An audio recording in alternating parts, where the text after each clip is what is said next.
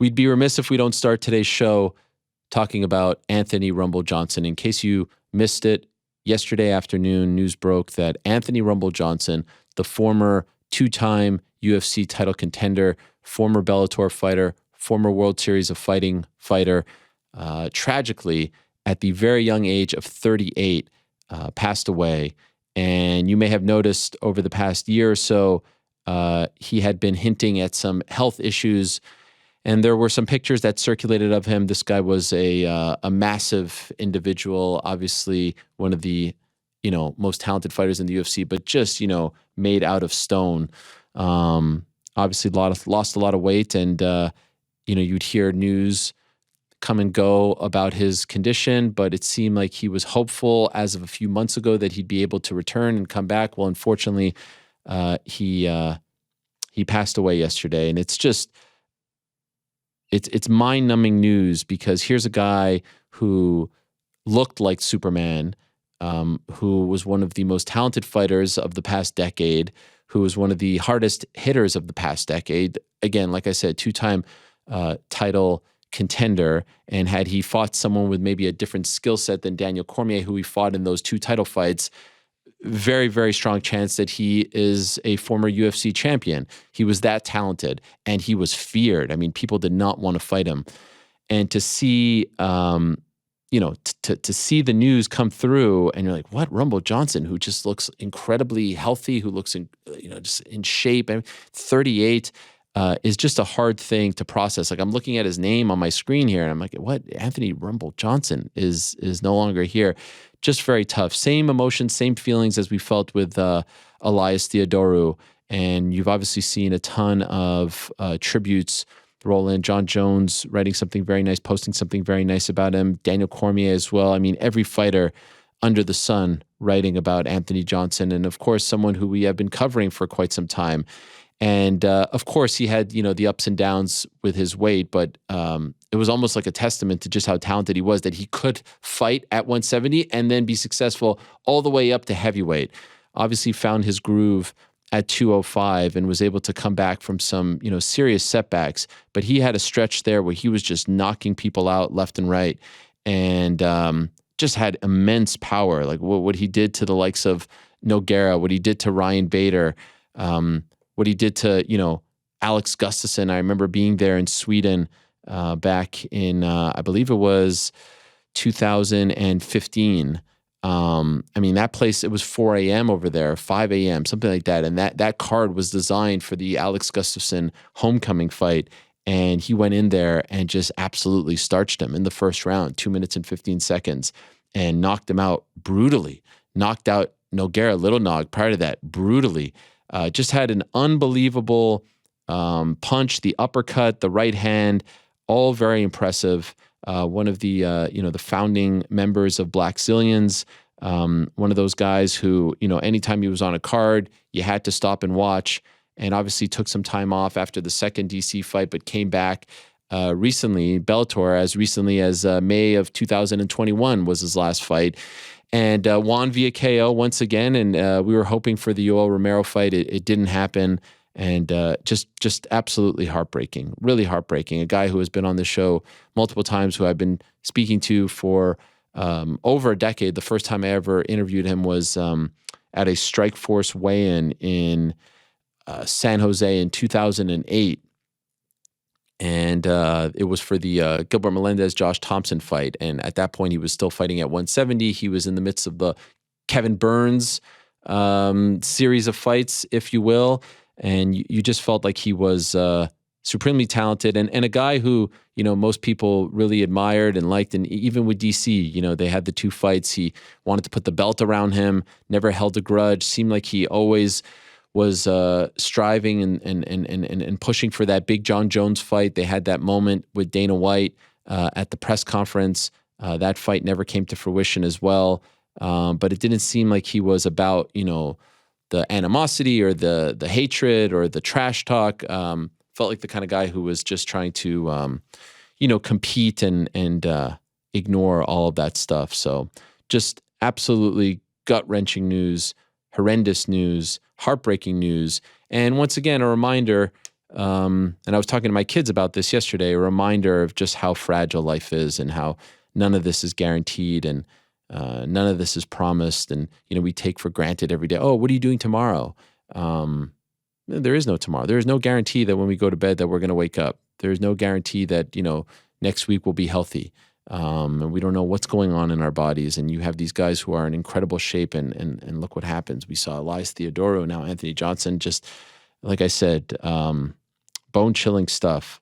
So hopefully in these horrible moments, it is able to be a lesson for all of us who, we all take life for granted. We all take moments for granted. We all take our days for granted. We all talk about next year and next month and next week.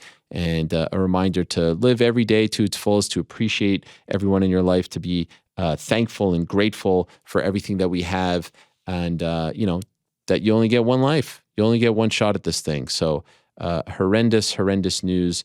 Our hearts, our thoughts, our prayers go out to Anthony Johnson's family.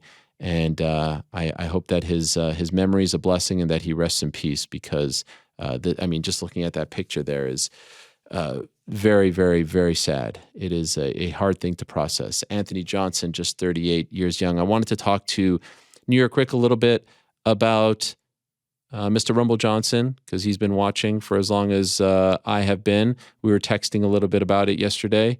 Your thoughts when you saw this news, New York Rick? I had a very similar feeling to you, and I thank you for saying what you said, very eloquently put. Just shocked, stunned. Obviously we knew for a couple years now that he was dealing with something, but because he was dealing with it privately, a lot of people, were caught off guard. They weren't checking in with this regularly, and when the news broke, I was a bit stunned. Actually, more than a bit, and it hit me a little harder than I would have thought initially, because again, I worked for I was doing public relations for WSOF when Anthony was fighting there, and had that kind of relationship, like just professional, but very minimal. So not somebody who I was super close to, but it did hit me because of how long we've been in this sport and having seen Anthony, and because of what you said of how invincible he always looked. Like heartbroken and gutted. And I know a few people close to him, so I reached out to them to just make sure they're doing okay. But shocking, stunning, too soon, all the things you said. Truly a gut punch to the MMA community, for sure. Out of respect to his family, when I confirmed that he did, in fact, pass with multiple people, because you never want to get something like this wrong, and it was even surreal to ask someone if this was true. I was asked not to report the cause of death, but now that I see it's out there, it seems like it's okay. So a lot of people were asking me why it seems so secretive, and that was because at least I was asked not to report the cause of death. The cause of death was organ failure due to non-Hodgkin's lymphoma and HLH. So it seemed like it was something that he had been battling for some time. You'll recall after that Bellator debut, he had to, withdraw. And even at the end of the year, he talked about being very scared. I know some people who spoke to him pretty recently, and he was hopeful that he had turned the corner, but unfortunately, not the case. Yeah, and more than anything, obviously the MMA community seems to be coming together around it. Lots of fighters, lots of fans, but just condolences to the family. That's all you can really say at this point. Knocked out Glover Teixeira, who is fighting for the light heavyweight title in a month, and is a former light heavyweight champion back in 2016. The card that was headlined by Conor McGregor versus Nathan Diaz 2, knocked him out in 13 seconds. Remember that? Yeah, the uppercut. Yep. Nasty. I would wager, if not one of the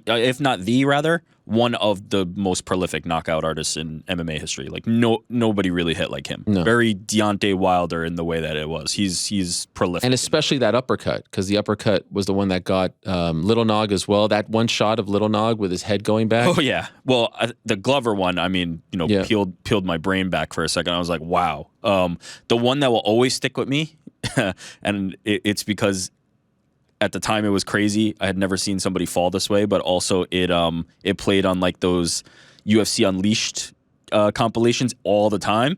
Was Rumble versus Tommy Spear, where he hit him. He was piecing him up. Then he got him up against the cage and hit him with the one shot, and he just slumped. It sticks with me. I remember that KO. Like I can visualize it anytime somebody mentions it. But yeah, just prolific, truly. Like power for days, and with the hands for sure, but also the way he would land head kicks and combo it with the hands. Truly one of the scariest fighters to face. I think a few of the fighters have even talked about like the fact that facing him meant like facing your fears, because you know you're walking in there with a guy whose one thing that he does better than anybody else is separate you from your consciousness. So truly like a prolific knockout artist, if not the best. And speaking of which, remember the Ryan Bader fight at the Prudential Center in 2016, where the whole talk was like, could he get his hands on him? And if he could get his hands on him, he would knock him out. And I remember Bader, this amazing wrestler, shooting from all the way out to avoid getting hit, and he still got hit and was finished on the ground in like 90 seconds. And if you ask Daniel Cormier about his fights too, like that's what you want to do. You don't want to stand and trade with the guy, because that's what happens. Incredible. He had a stretch when he came back to the UFC, so he had to leave. He went to World Series of Fighting, and they actually did a great job of kind of repackaging him, rebuilding him. He had a stretch: Nogueira KO in 44 seconds, Gustafsson KO in 2 minutes and 15 seconds, gets the title shot against DC the vacant title shot after the whole John Jones situation at light heavyweight, loses that, but damn near had him though. Yep. First round was dicey. Yep. Comes back, KO Jimmy Manuwa in the second, the Ryan Bader fight, and the Glover Teixeira fight. Like that stretch right there, you could have easily made the case for him being the most feared striker in MMA. A guy who was a wrestler coming into the sport of MMA, a guy who had fought at 170 was knocking dudes out at 205. Supernatural level power. Like I'm not a big fan. I don't believe in puncher's chances. I don't really think that that's really a thing in high level MMA at a certain point. But there are dudes who just have it. We saw one this weekend, right? Alex Pereira has it. Rumble Johnson always had it. It was a great equalizer. In any fight, at any time, if he touched you, it was bad news. And that just makes things happen. Scary dude. So again, our best to the Rumble Johnson family, and on behalf of everyone here, I mean, our condolences, and still can't quite believe and process that this guy who was just 38 and was incredible and such an amazing athlete is no longer with us.